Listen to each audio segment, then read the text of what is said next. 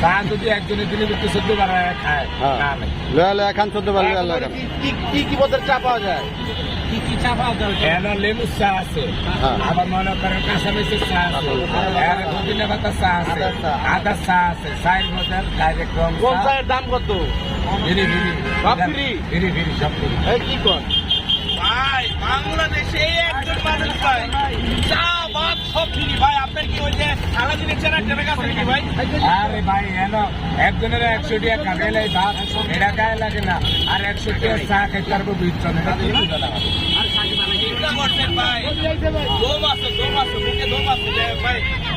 ভাই দম থাকে কোন জায়গায়? মন থাকতে হয়, মন মিজান ভাইয়ের মন হচ্ছে অনেক বড় মন।